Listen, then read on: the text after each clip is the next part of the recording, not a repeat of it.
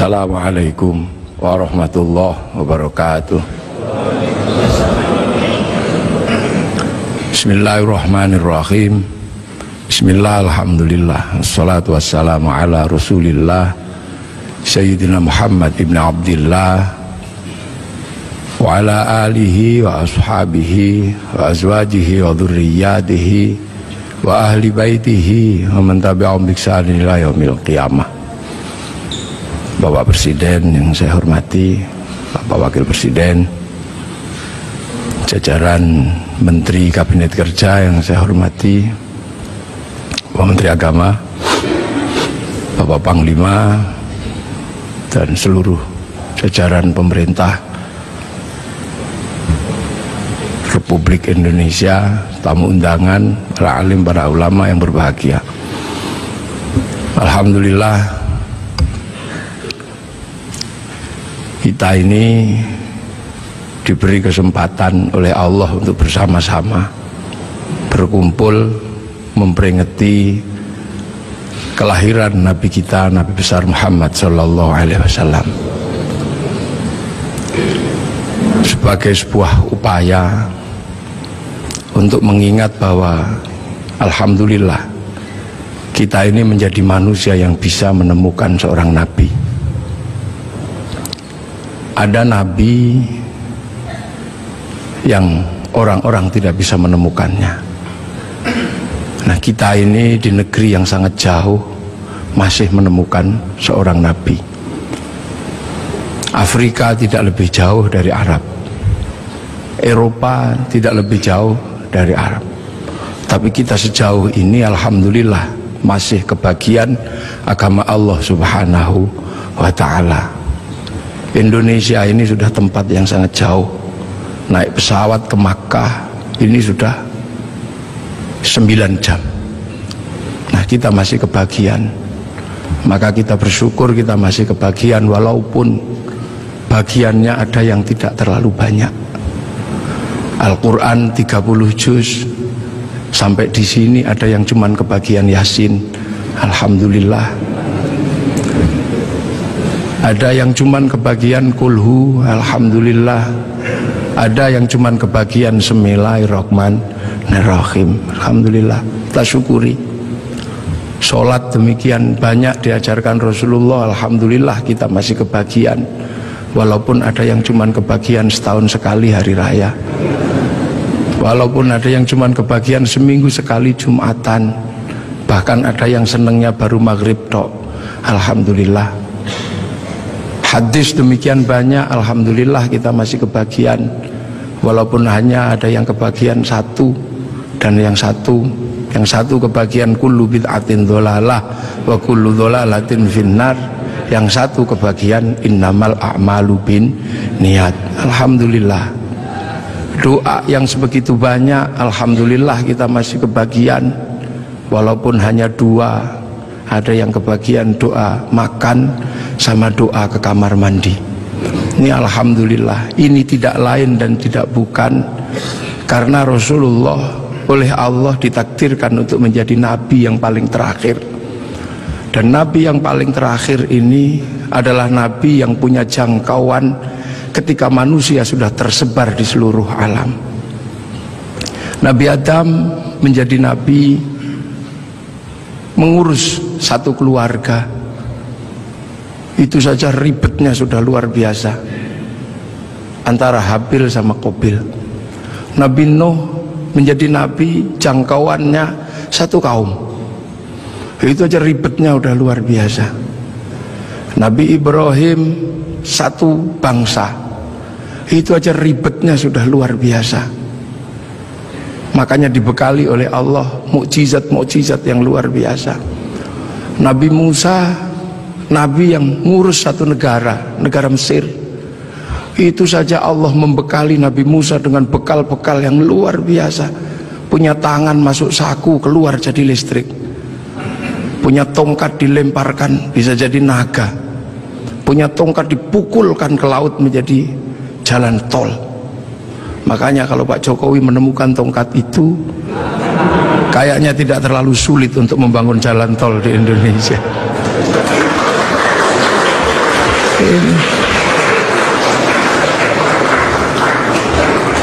Nabi-nabi Allah diutus, ada Nabi Daud diutus mengurusi satu negara, tapi punya kemampuan yang luar biasa. Tangan masuk tanah, keluar menjadi logam, bisa dijadikan pedang, bisa juga dijadikan baju.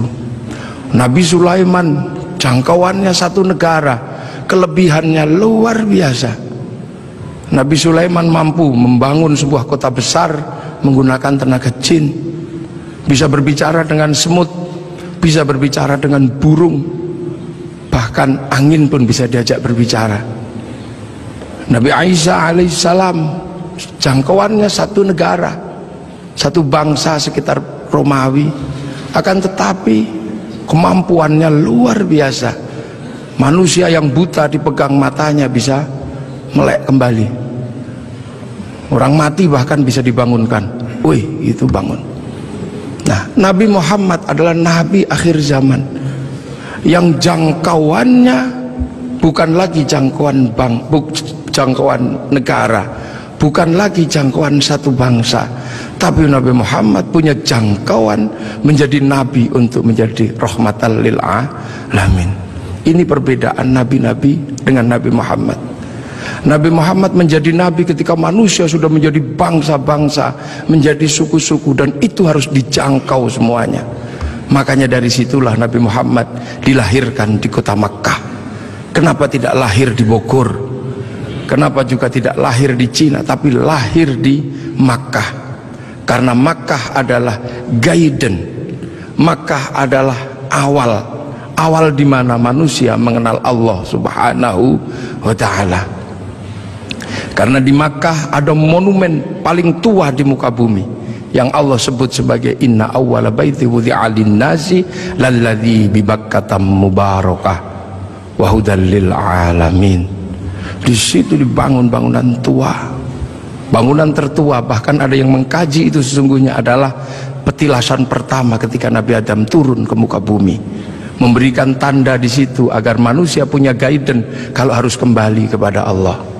Dan di Makkah pula terjadinya pertukaran antara laki-laki dan perempuan dalam wilayah yang paling tersembunyi antara Nabi Adam dan Siti Hawa. Pertemuan itu diabadikan oleh Allah dengan sebuah tugu yang sangat dikenal dengan nama Jabal Rahmah. Dan dari situ kemudian manusia menjadi beranak pinak, manusia menjadi bangsa, menjadi suku yang tetap di Arab. Kita bisa lihat dengan wajah yang tetap cantik dan tetap ganteng. Yang pindah ke Eropa berubah menjadi tinggi besar dengan rambut merah. Yang ke Cina berubah menjadi sipit dengan pipi yang agak tembem kayak bakpao. Kemudian yang pindah ke Afrika berubah menjadi hitam gosong, yang bisa kita lihat hitam kulitnya. Nah, yang ke Indonesia berubah jadi seperti kita, kecil-kecil, pesek-pesek, seperti inilah ini. Nah, ini semua akan dijangkau dalam konsep rahmatan lil alamin. Nah, manusia ketika berpindah-pindah, guidance itu hilang. Maka Allah kemudian mengutus seorang nabi untuk mencari guidance itu. Diutuslah Nabi Ibrahim alaihissalam untuk menemukan itu.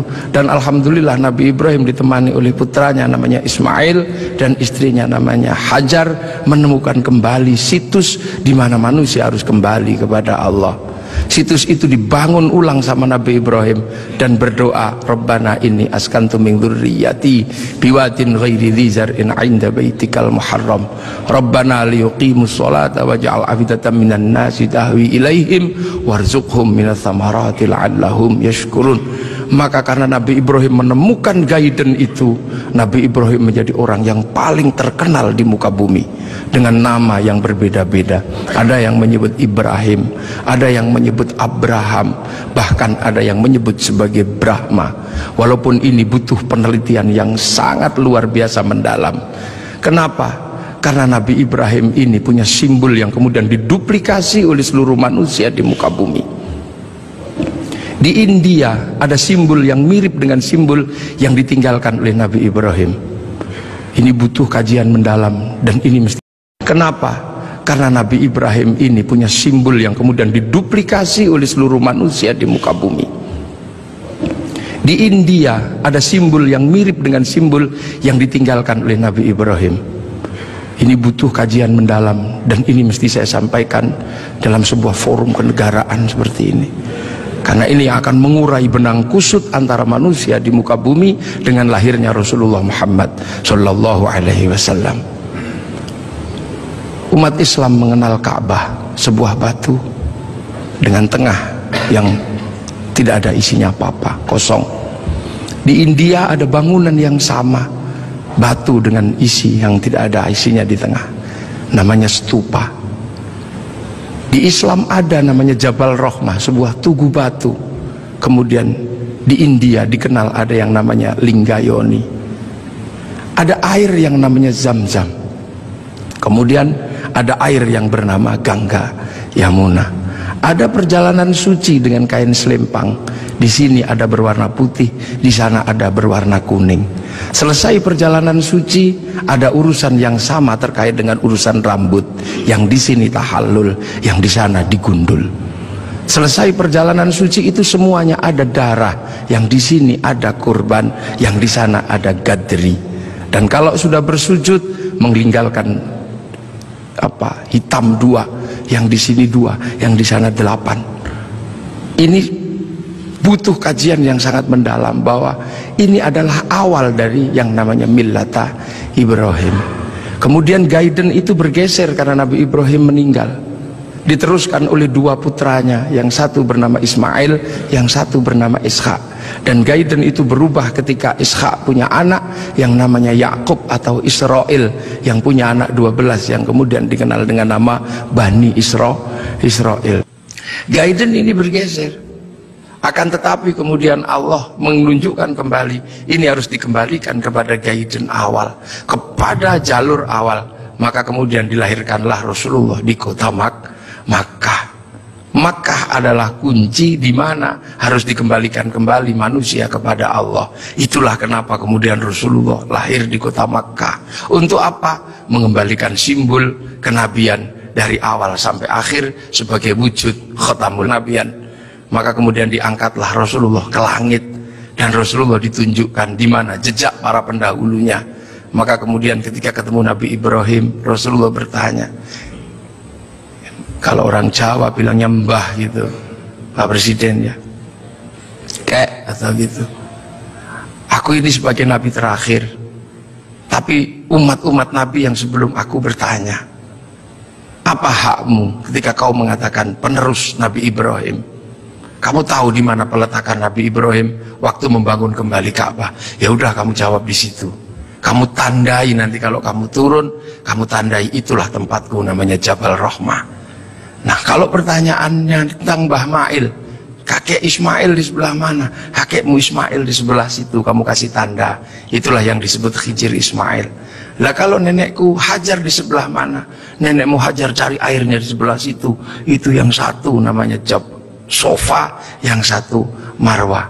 Lah penjenengan melempari setan itu di sebelah mana? Sebelah situ. Nanti kamu kalau turun kamu kasih tanda biar tidak dilupakan manusia. Itu itu Jamarat Ula, yang itu Wusfa, dan yang itu Aqobah. Nah sekarang kalau gitu yang dulu punya Ka'bah ini siapa? Itu kakekmu Adam.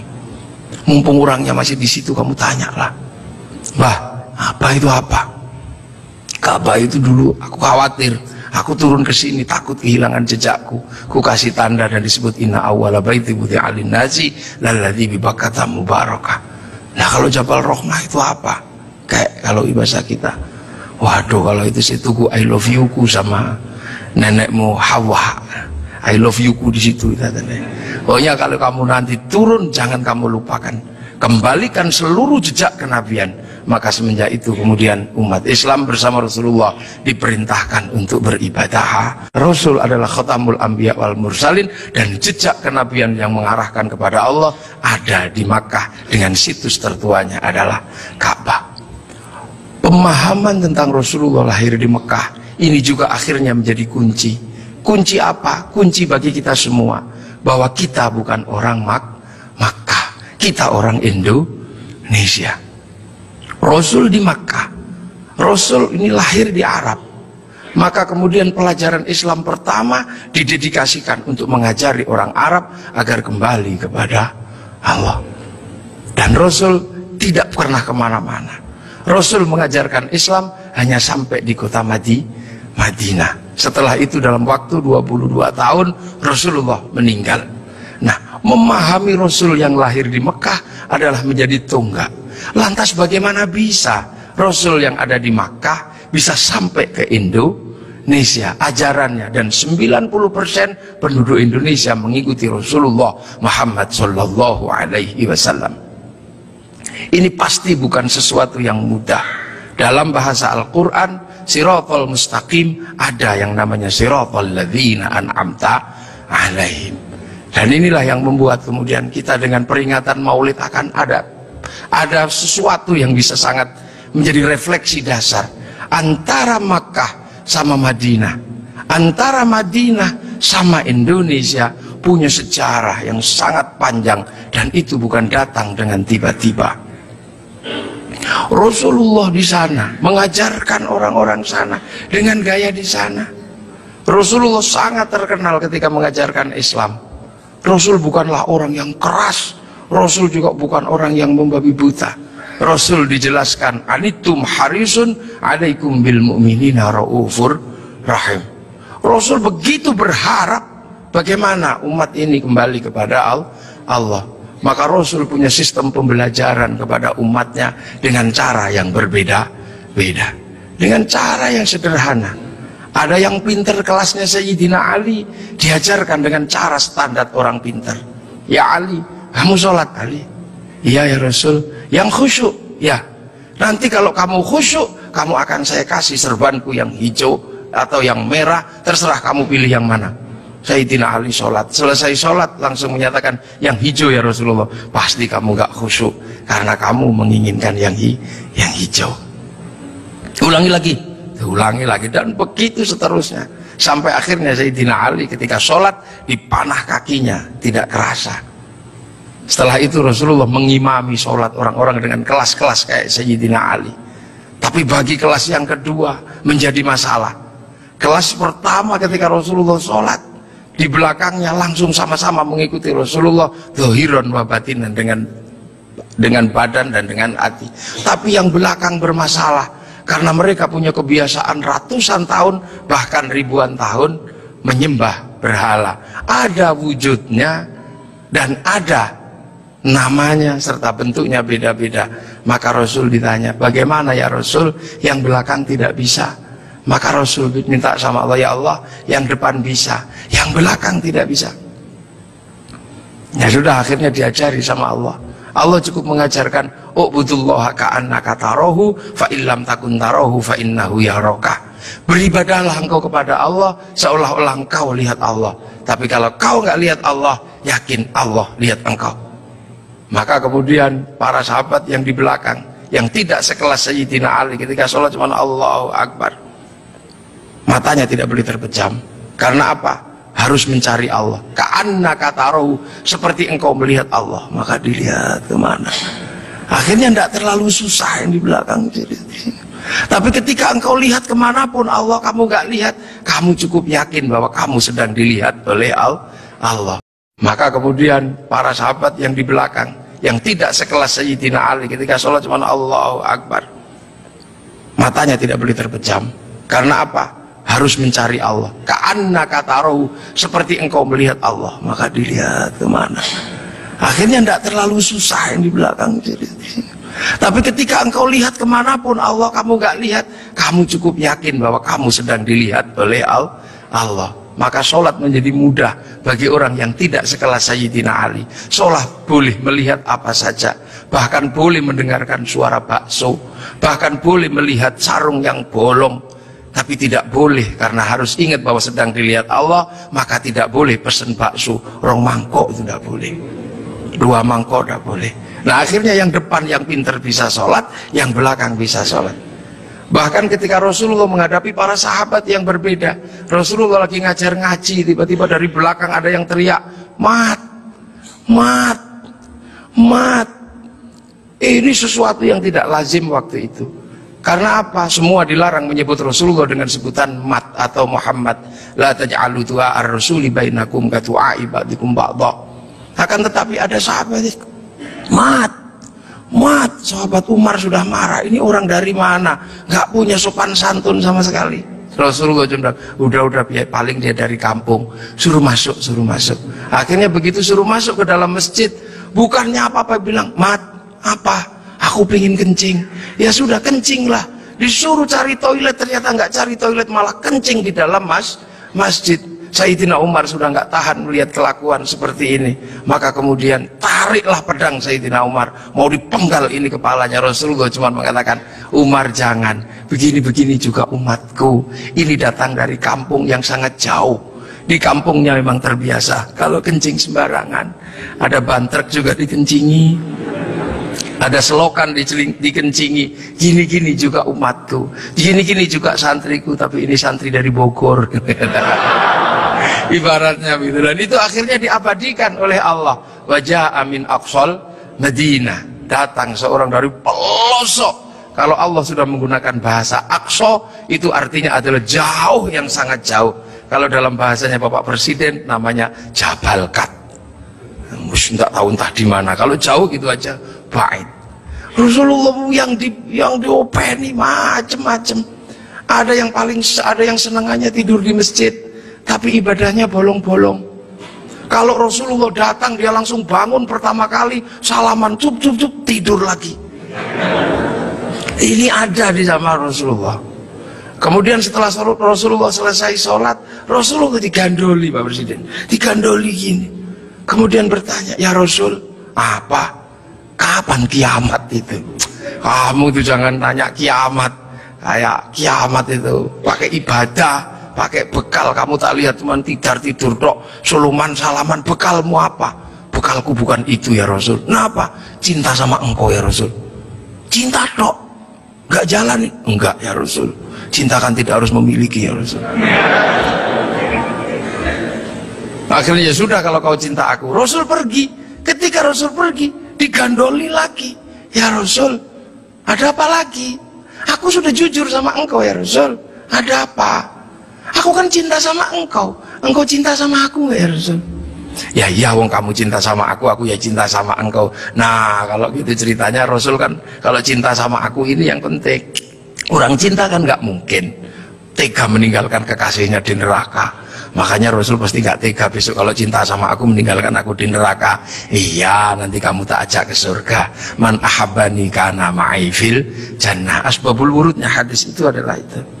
Kemudian saking senengnya dia lari, yes gitu, lari. Begitu dia lari, Sayyidina Abu Bakar datang tergopoh-gopoh. Ya Rasul, bener nggak yang tadi itu cinta tok masuk surga? Iya ya Abu Bakar. Cinta tok ya Rasul? Iya. Maka Sayyidina Abu Bakar, dia cinta tok akan dibawa Rasul ke surga. Kayaknya aku lebih mungkin ini, anak tak kasihkan, unta tak kasihkan, kayaknya aku ini lebih mungkin. Sayyidina Abu Bakar langsung joget ini, iya, muter sampai jubahnya terangkat. Inilah yang akhirnya jadi manhaj torekohnya Sayyid Jalaluddin Rumi, yang dikenal dengan torekoh Maulawiyah, yang sekarang dikenal dengan nama Tarisu Sufi.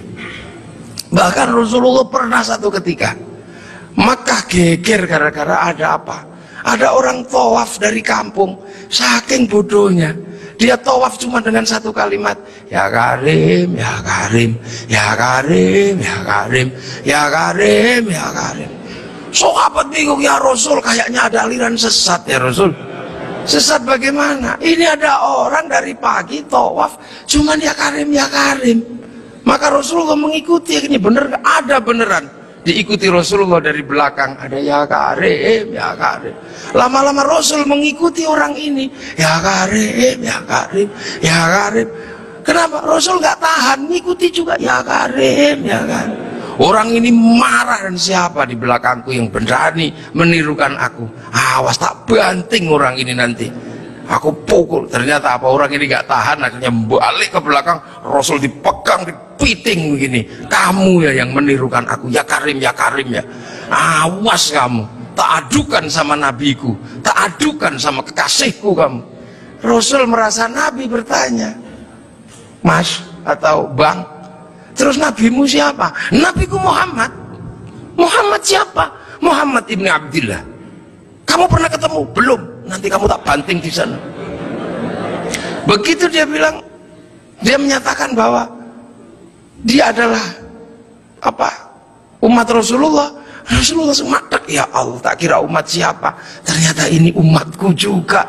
Rasul sedih dan terharu, Rasul menangis, sedih Rasul, ya Allah, ada umat yang begitu cinta tapi nggak pernah ketemu sama aku. Maka begitu lihat Rasul menangis, orang ini semakin bersemangat. Nah, gitu aja nangis. Tadi nirukan ya Karim, ya Karim. Akhirnya apa, ya Allah, Rasul menangis, aras berguncang. Kemudian malaikat Jibril turun, ya Muhammad, kenapa engkau menang? Dibanting orang ini kamu. Enggak ya Jibril, jangan salah paham. Orang ini tadi tawaf ya Karim menggemparkan masyarakatku. Aku ikuti, ternyata benar ada dan aku nggak kuat, aku tirukan. Dia marah dan inilah kejadiannya. Aku dibanting sama dia dan aku mau dibilang sama nabinya, sama kekasihnya. Lah aku tanya, nabimu siapa? Muhammad. Muhammad kan aku sendiri, Bril. Berarti ini umatku. Aku terharu, sakit, Bril. Sakitnya tuh di sini. Ibaratnya orang ini. Ya sudah, kamu ngaku saja. Kalau engkau Rasul Muhammad akhirnya, Mas, udah pernah ketemu Rasul? Belum. Nanti kamu tak banting di sana. Mas, Muhammad itu aku, Rasul itu aku. Hah? Engkau Muhammad Rasul? Nangis orang ini. Nabi dipeluk-peluk sambil menangis. Ya Rasul, aku belum pernah ketemu sama engkau ya Rasul, tapi aku iman sama engkau. Dan di kampungku yang paling pintar cuman aku ya Rasul. Kita makan doanya ya Karim. Kita apa doanya ya Karim ya Rasul. Tolong ya Rasul, karena ini kami bodoh dari kampung, kami nggak ngerti apa-apa. Tolong ajaklah aku ke surgamu kalau engkau masuk surga ya Rasul. Iya, nanti kamu bareng, sama-sama nangis. Saking senengnya orang ini lantas berjoget, iya gitu. Saking senengnya mau diajak Rasul ke surga. Malaikat Jibril dibilang sama Allah. Jibril bilang itu, walaupun orang itu nanti diajak Muhammad masuk surga, katakan padanya, dosanya tetap kuhitung. Malaikat Jibril menyampaikan ke Rasulullah. Rasulullah menyampaikan, ya Mas, Allah barusan berfirman lewat Jibril, walaupun engkau nanti kuajak masuk surga, tapi dosamu tetap dihitung sama Allah. Orang ini kaget juga enggak ada perubahan apa-apa, cuman melotot aja. Apa ya Rasul? Dosaku mau dihitung sama Allah. Suruh ngitung, nggak takut aku. Suruh ngitung aja kalau dosaku mau dihitung sama Allah. Nggak takut aku, tapi hati-hati kalau dosaku sampai dihitung sama Allah, Allah tak ajak hitung-hitungan sama aku. Loh, kok Allah kamu ajak hitung-hitungan bagaimana? Akan kuhitung seberapa besar dosaku, kan kuhitung dengan seberapa besar pengampunan Allah. Kalau Allah Maha Pengampun, nggak mungkin dosa gini aja kok dihitung. Kalau dosa gini aja dihitung, nggak usah pakai gelar Maha Pengampun. Maha Pengampun, oh, gini aja dihitung. Jadi zaman Rasul, ini lu potret Rasulullah. Maka Rasulullah mampu menjadi rahmat bagi semuanya, sehingga kemudian pelajaran Rasulullah yang tidak masuk akal waktu itu bisa diterima oleh sebuah kalangan yang jadi zaman Rasul. Ini lu potret Rasulullah. Maka Rasulullah mampu menjadi rahmat bagi semuanya, sehingga kemudian pelajaran Rasulullah yang tidak masuk akal waktu itu bisa diterima oleh sebuah kalangan yang sangat jauh dari peradaban. Maka kemudian Islam yang sulit diterima oleh orang di Arab waktu itu bisa diterima. Sulit bagi orang Arab menerima Islam. Orang Arab Tuhan ada patungnya, Islam mengajarkan Tuhan tidak ada patungnya. Di sana diajarkan banyak Tuhan, ini diajarkan Tuhan satu. Di sana tidak ada air, Islam mengajarkan toharoh pakai air. Susah, diminum aja susah, pakai disuruh mandi. Padahal di sana orang mandi berbeda dengan kita. Kita jinabatnya sebulan sekali, sana bisa semalam 8 kali. Susah, air disuruh pakai toharoh pakai air. Sudah panas disuruh puasa, makanan susah disuruh zakat. Sudah gitu tawafilah yang paling sulit bagi orang Arab waktu itu. Orang Arab waktu itu sangat susah karena melihat perempuan itu begitu sesuatu yang sangat luar biasa. Lihat kaki sudah syahwat. Tapi waktu itu Islam mengajarkan bagaimana ketika tawaf muka dibuka. Betapa syahwatnya sangat tinggi ketika muka dibuka. Dan pada saat yang sama seorang laki-laki tidak diperbolehkan menggunakan kain berjahit, sehingga kalau mau berbuat jahil tinggal bes gitu. Itulah ujian terberat waktu itu, dan itu susah dipahami oleh orang Arab. Makanya memahami Rasulullah itu tidak mudah. Makanya tidak mudah. Bagaimana seorang panglima perang kayak Sayyidina Umar bisa patuh sama orang yang tidak pernah berkelahi? Bagaimana Sayyidina Abu Bakar seorang konglomerat mau menuntun unta Rasulullah? Bagaimana seorang gadis 10 tahun bergembira ria dinikah sama orang 50 tahun? Ceritanya bisa kita tahu, tapi suasana psikologisnya tidak pernah bisa kita tangkap. Nah inilah maka Islam berkembang. Kemudian Islam bergeser, orang-orang tahu, oh ini bagus, geser. Kemana? Geser ke Persia. Pertama dari Madinah, geser ke Persia. Di Persia penyembah api, karena orang Persia nyembah api, kemudian ikut Islam. Raja Rustum besanan sama Sayyidina Ali, lahir Sayyid Ali Zainal Abidin, masuk Islam. Karena orang Majusi sebelumnya menyembah api dan masuk Islam. Nah, orang Yahudi, orang Majusi kalau nyembah api ditaruh di bangunan tinggi namanya Manaro. Apinya ditaruh di atas Manaro. Maka begitu orang Persia masuk Islam, apinya dihilangkan, Manaronya ditaruh di depan masjid. Seluruh dunia Islam melihat Manaro kok bagus di depan masjid, maka kemudian semua berlomba-lomba bikin Manaro. Sampai Jakarta bernama Menara. Tiangnya adalah tinggalan orang Majusi. Lah kemudian di situ terjadi peristiwa yang luar biasa. Setelah itu, sebelum sampai ke sini, terjadi peristiwa luar biasa. Pada tanggal 10 Asyura, seluruh cucu-cucu Rasulullah terbunuh oleh Yazid bin Muawiyah. Maka bulan Asyura adalah bulan duka kaum muslimin dunia. Makanya orang Indonesia, terutama di kampungnya Bapak Presiden, menyebut bulan Asyura dengan sebutan bulan Suro. Ekornya saja yang diambil, karena orang Jawa itu sukanya ngambil ekornya aja. Muhammad diambil mat, Asyura diambil suro. Makanya di bulan Asyura orang berduka karena terbunuhnya cucu Rasulullah. Maka di Jawa ada tradisi tidak mantu, tidak nikahkan anak, itu karena bulan duka. Di Jogja ada yang namanya keliling beteng. Maksudnya di bulan Suro jangan terlalu banyak mulut, jaga mulut. Nah di Solo mengikuti kebu Kiai Slamet, kalau kebunya keluar tainya diusapkan ke seluruh tubuh. Ini bulan duka, jangan bersolek. Dan biasanya bulan Asyura di Indonesia diikuti dengan santunan anak yatim. Nah inilah. Dan dari situ terus Islam bergerak. Makanya monumen-monumen itu. Lahir Sayyid Ali Zainal Abidin.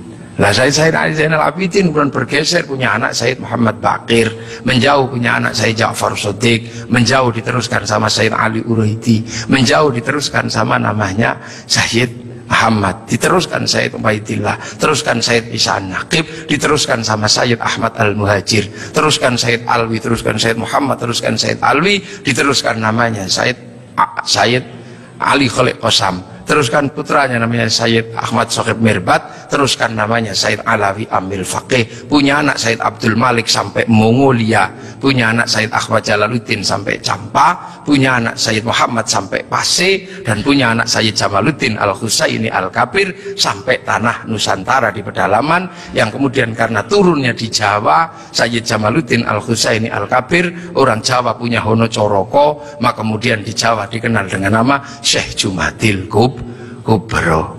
Dan disitulah kemudian Islam ketemu dengan kebudayaan peradaban Nusantara. Nah inilah tonggak Makkah ini yang akhirnya menjadi penjelasan, oh ternyata Makkah sini, geser di sini.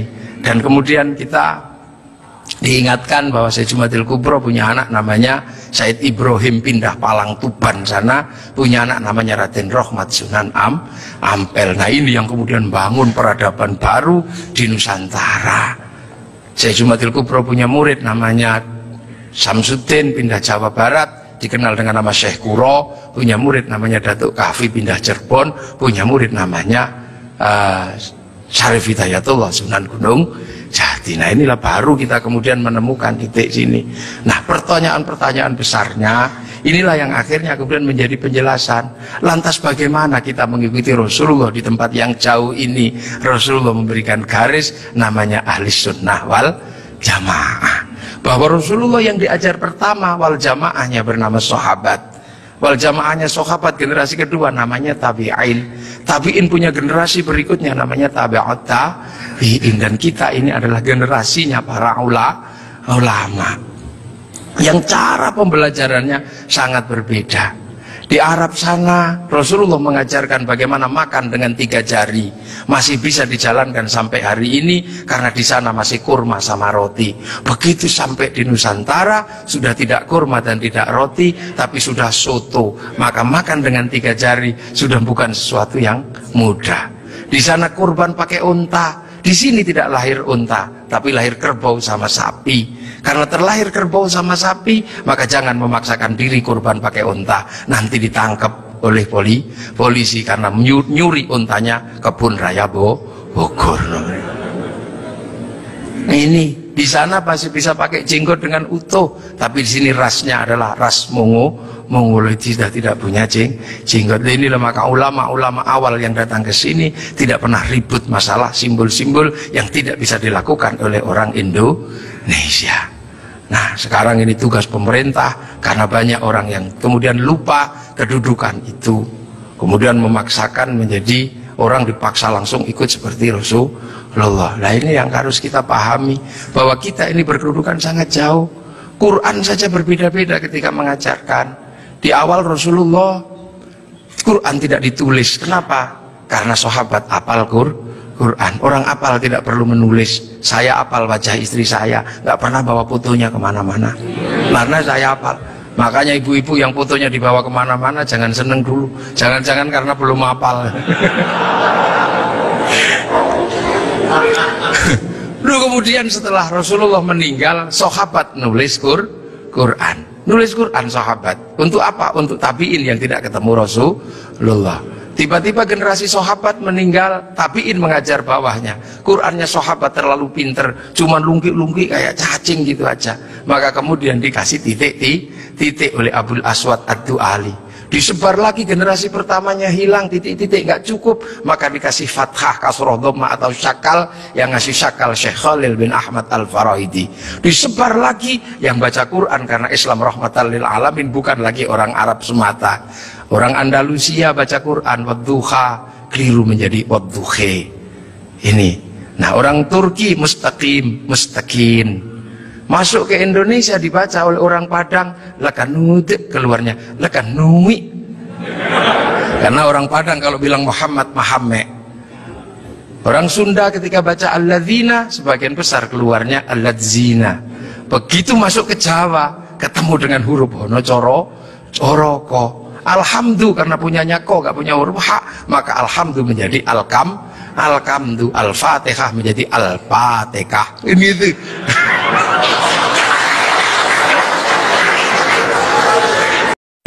Orang kalau ngerti proses kodifikasi Quran pasti tahu. Ketika masuk ke semua negara pasti berbeda. Al-Fatihah menjadi Al-Fatihah. Dan ini yang dialami oleh Bapak Presiden Republik Indonesia. Iya, makanya Al-Fatihah. Itu. Ya Hayyu Ya Qayyum menjadi Ya Kayyuku Ya Qayyum. Rabbil Alamin kayaknya punya huruf ain, nggak punyanya ngo, keluarnya Rabbil Alamin. Nggak punya dot, punyanya lo, maka Ramadan keluarnya Romlan. Begitu dibaca orang Bali sangat susah karena orang Bali nggak bisa bilang tok, bilangnya tok. Maka sirotol menjadi sirotol ladzina an'amta alaihim. Islam berkembang ke semua negara dan berbeda. Ketika dibaca oleh orang Bugis alaihim, keluarnya alaihing. Karena orang Bugis kalau bilang n jadi eng, kalau bilang eng jadi n. Makanya ada dulu mantan Kabulok bernama Beduamang, itu berasal dari Abdurrahman.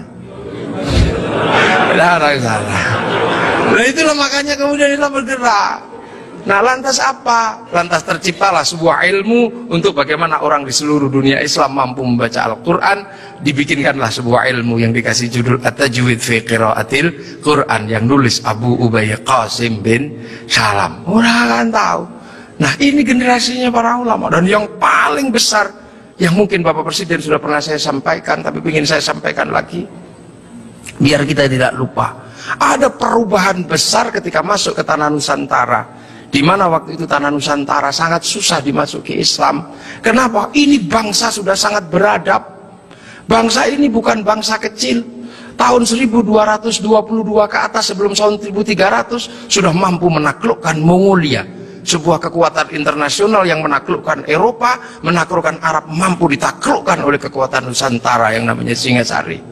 Makanya hal itu bisa kita lihat betapa kita bangsa punya tinggalan-tinggalan yang luar biasa. Orang Arab punya alat musik yang namanya terbang, terbuat dari kayu dan kulit.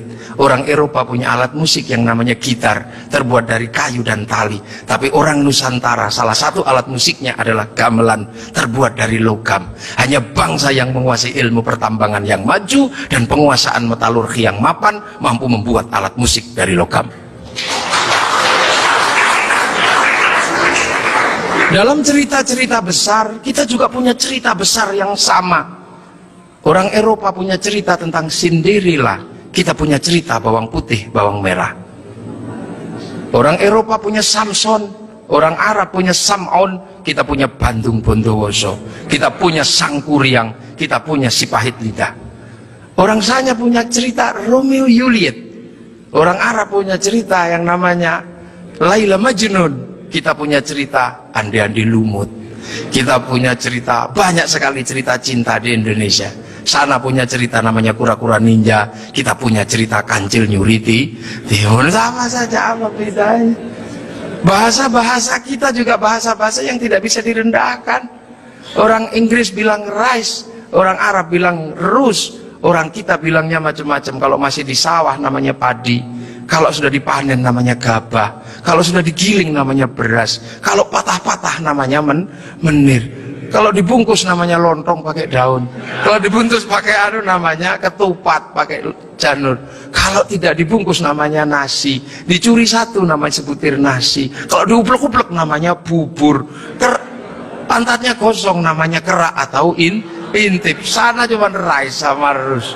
Ini yang kita tidak boleh malu menjadi bangsa Indonesia. Semua yang kita miliki sama. Ini menandakan bahwa kita menjadi sebuah bangsa yang besar, berkasta-kasta, berbeda-beda. Maka kemudian Islam mulai memperkenalkan konsep besar sehingga kita punya bangsa dan negara. Konsep besar apa? Diperkenalkanlah bagaimana hidup bersama, saling menjaga. Diperkenalkan konsep besar namanya musyarakah, yang akhirnya dikenal dengan bahasa masyarakat. Kalau sudah jadi musyarakah, semua harus saling mengerti dan saling bertanggung jawab. Maka diajarkanlah menggunakan kalimat Rasulullah, kullukum ra'in wa kullukum mas'ulun an ra'iyati. Raja dan hamba dihilangkan, diganti dengan ra'iyah yang diserap ke bahasa Indonesia menjadi rakyat. Dan satu-satunya bangsa Islam di dunia yang mampu mengadaptasi kalimat ra'iyah menjadi rakyat hanya ulama-ulama Indonesia. Hanya ulama Indonesia. Nah, kenapa? Karena kita ini pilihannya berbeda. Pilihan bangsa yang disebut waja'alnakum syu'uban wa qabaila, disinilah tempatnya. Arab tidak ditemukan bangsa yang berbeda, mereka satu bangsa. Eropa satu bangsa, Arab satu bangsa dipikul puluhan negara. Eropa satu bangsa dipikul puluhan negara. Tapi disinilah ada satu-satunya tempat puluhan bangsa bisa dipikul oleh satu negara, Kesatuan Republik Indonesia. Makanya harus disatukan. Tidak ada lagi raja hamba, yang adalah ra'iyah.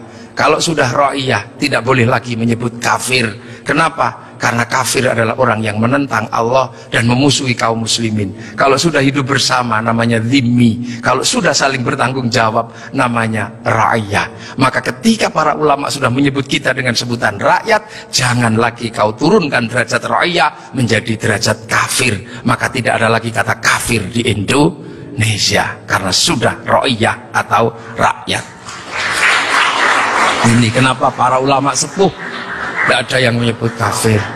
Kemudian ra'iyah kalau berkumpul diajarkan bagaimana hidup bersama, berbahagialah, berbicaralah dengan baik-baik. Maka konsep yang ditawarkan adalah wasyawirhum fil amri. Maka kemudian ra'iyah yang hidup bersama dan berbicara secara bersama disebut musyawarah, kalimat musyawirum fil amri. Kemudian kalau bermusyawarah jangan menang-menangan sendiri, berbagilah, saling bertoleransi. Maka kemudian lahirlah konsep besar, konsepnya disebut tafassahu fil majalis. Maka kemudian muncullah istilah majelis. Dan ketika para ro'iyah mengangkat pemimpin, harus seluas cakrawala yang pernah diajarkan Allah, wasi'a kursiyus samawat, maka kedudukannya adalah bernama kursi. Ada kursi presiden, ada kursi DPR, ada kursi menteri. Karena daerah ini yang membangun adalah para wali, maka kawasan ini disebut wilayah. Kalau saya mau tanya, di mana negara dengan konsep dasar keagamaan Islam yang mampu membangun sebuah struktur negara hari ini, itu ada di Indonesia.